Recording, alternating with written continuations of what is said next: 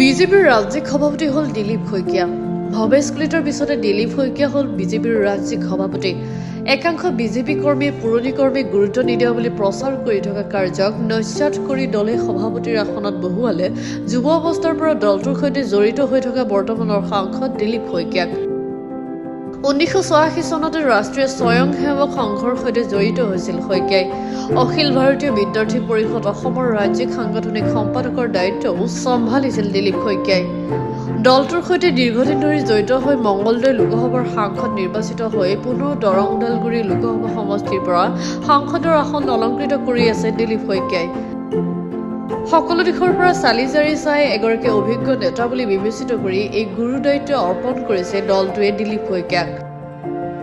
দিলীপ শইকীয়াক সভাপতি পদত দলতকৈ বেছি সংঘৰ্ষে মতামত বুলি একাংশই বুবা চলাইছে।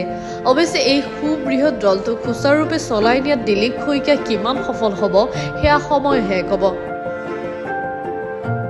News desk report, global ND 24/7।